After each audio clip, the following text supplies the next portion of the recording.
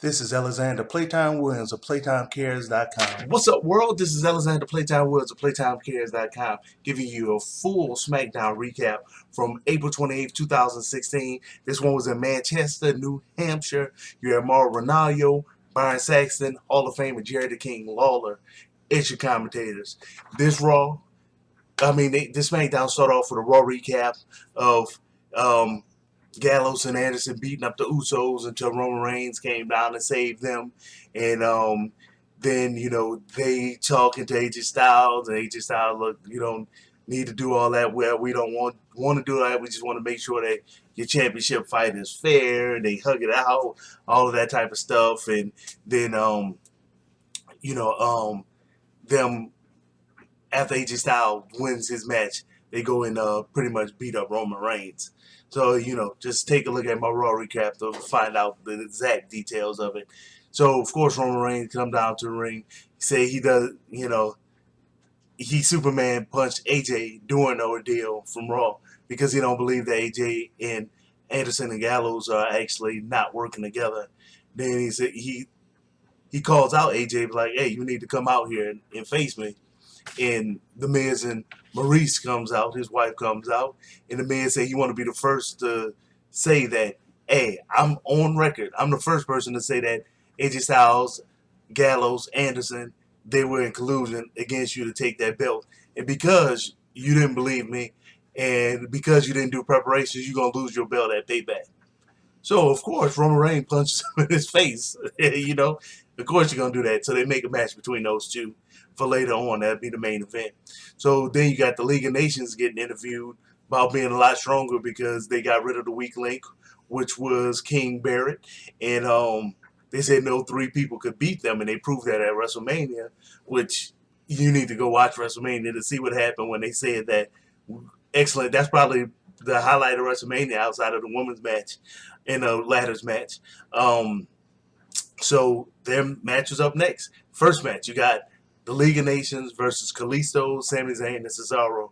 Kalisto started off the match, so of course the League of Nations are all monsters. They beat Kalisto senseless, and then um, Alberto Del Rio was about to end the match. He's doing his little arm, signaling to the crowd that he's going to do his arm maneuver, and Rusev does a blind tag. And it makes Alberto Del Rio upset. So he pushed Rusev. Rusev pushed him back. Sheamus have to get in between them. Alberto Del Rio leaves him and go in the back. So, those two were still dominating. And while Rusev is holding, I believe it was Sami Zayn, Sheamus jumped off the top rope and accidentally hit Rusev. So that caused them to start pushing.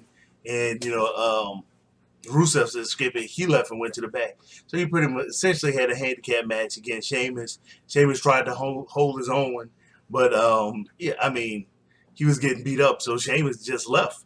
So Kalisto, Sami Zayn, and Cesaro actually won that match, but via countout.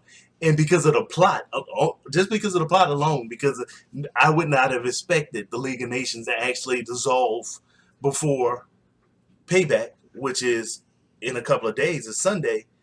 That match is a 3 out of 5. That was actually decent. They showed the League of Nations fighting backstage, and Sheamus said the League of Nations is screw, and then Rusev was like, screw the League of Nations. So then they showed that Kevin Owens and Sami Zayn montage of just their interactions and how they've come up, their history, and which is really cool. You should watch that on WWE, WWE.com or WWE Network. I don't think they put it on there yet. Second match, you got Baron Corbin versus Damian Sandow. They did a Raw recap of Dolph Ziggler attacking Baron Corbin before he had the match with Damian Sandow on Raw. And Baron Corbin dominated Damian Sandow like he wasn't even a legitimate wrestler. So that match was too. It was just your average match. You're trying to push Baron Corbin for some reason. So AJ is interviewed about, him conspiring with, Anderson and Gallo. And he said that Roman Reigns believe you are. He's like, I don't care what Roman Reigns believe. You better believe after Payback, he's not going to be the champ. And he's going to have to call me champ. That's what he need to believe in. And he's like, well, Roman Reigns called you out to the ring. He's like, I don't answer to him.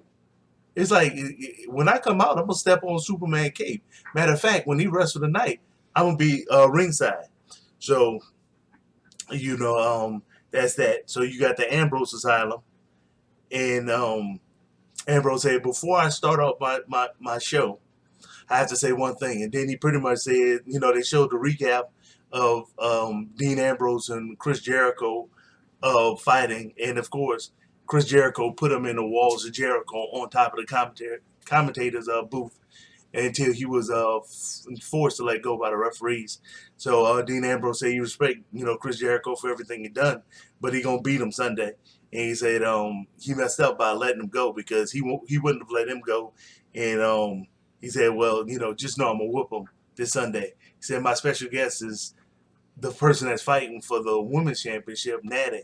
And then of course they showed a Raw recap from 3 weeks ago where Ric Flair interfered in the match when Natty had Charlotte about to tap out from the sharpshooter, and because of that, instead of Natty winning the belt, she won the match by disqualification because Ric Flair grabbed the referee's leg. Um, Pretty much, Natty said that isn't going to be a concern at Payback because I'm going to have my uncle Bret Hart in the corner and he'll take care of Ric Flair. That's my personal opinion. That should have been the first time that they actually announced that they were going to do it. Maybe do the Ambrose Asylum on Raw, since Raw is watched more than SmackDown. But it should have been this week. Would have had some excitement, you know, anticipation that was fresh when it came to Payback. But they didn't. The cat been out the bag. So hey, whatever. You know, the crowd still cheering for it. Of course, that sent out Ric Flair and Charlotte. They came out and said, "Oh, you know what? I I don't really need my dad out here. Say the situations aren't the same. My dad is my coach. You know what I'm saying? It's like you selfish for even bring you after your uncle went through all the stuff he went through. You selfish for even bringing him out. You know, Bret Hart just went through colon cancer, I believe it was. So Daddy pretty much said, "Look, the reason why your dad is always there is because he know you're not good enough to beat me 1-on-1. So hey, my uncle gonna take care of your dad, and I'm gonna make you tap out at at payback." So of course that didn't sit well with the champ, but he said it's time for the WWE universe to get a champion that they truly deserve. Crowd cheered.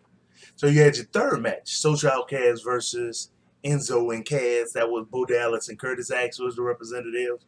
Back and forth action when Enzo was in the ring. You know, he's a smaller guy. Um, and the Vaudevillains actually were sitting at the top. We were standing at the top of the entrance ramp watching the match, and the New Day actually kicked the commentators away from the commentary table, and they did the commentary. Um, Once Cass got in the ring, you know he's 7 feet tall, and you can't teach that. Once they put Cass in the ring, he pretty much cleaned out the Social Outcast. You know, so it's average match. You already knew that was going to happen. And, you know, Enzo and Cass, they won that match. And then they cut away to Goldust. He finally found R-Truth.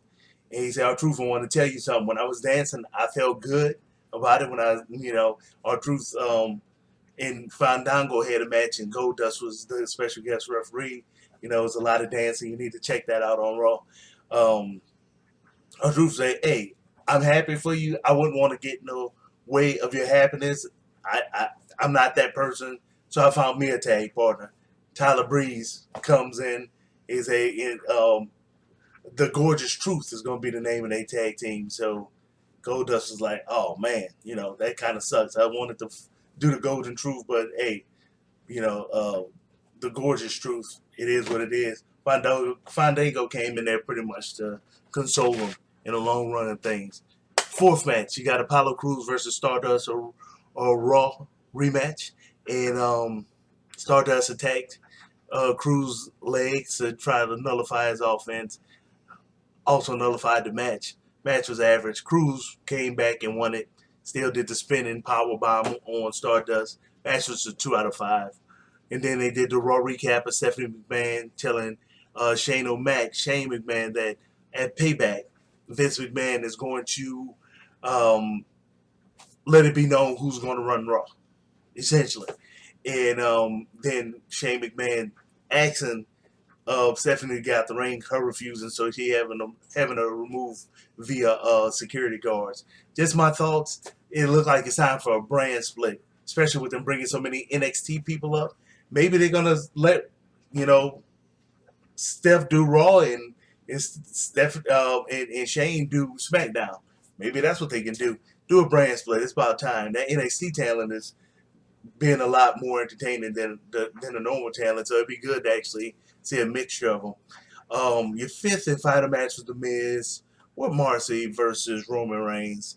And, of course, Roman Reigns started off really aggressive and he beat on The Miz, but he got unfocused and decided that AJ Styles was on commentary, so he decided that AJ Styles being there, since he was beating up The Miz so much, he can just go ahead and just uh, kind of talk noise to AJ Styles, which, that unfocused nature got The Miz just the advantage he needed. Pounded his head into the commentator table. That's the opening he needed. Miz beating on him, beating on him, beating on him, beating on him. Roman Reigns finally gets back in it. He about to do the Superman punch. His wife grabs him grabs him out the ring, but that it only temporarily delayed the inevitable. Roman Reigns is going to spear him. Sure enough, he gets in the ring, and eventually, maybe like a minute and a half later, he gets speared, and that's that. Roman Reigns wins. That's just an average match. It's a 2 out of 5. AJ and Roman Reigns, they start staring at each other in the ring, and sure enough, Anderson and Gallows come down there, and they decide to attack Roman Reigns. AJ Styles didn't do anything. He just looking, and they jump in Roman Reigns. Usos come out. They're attacking Anderson and Gallows, and AJ Styles still isn't doing anything truly, and one of the Usos decided that AJ Styles needed to get punched in his face too. So of course that made AJ Styles mad. He gave him the forearm smash and all kind of stuff. So eventually AJ got knocked out the ring as well, knocked over the top rope by Roman Reigns, and it was all outside the ring. But that's pretty much how it went off. So that's your SmackDown recap. Payback is in a couple of days. I can't wait to see that one. That should be decent at least. I'm not going to say great. I was actually surprised with the SmackDown so close to the pay-per-view. I was expecting to be a big snore, but it wasn't. It was decent.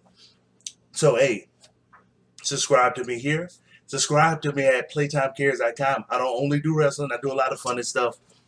I do reviews, food reviews, stuff like that. Follow me on social media. I'm Playtime Cares on anything. I follow back. You ain't got to act like that, Chini. He ain't got to act like that. Hey, Playtime out.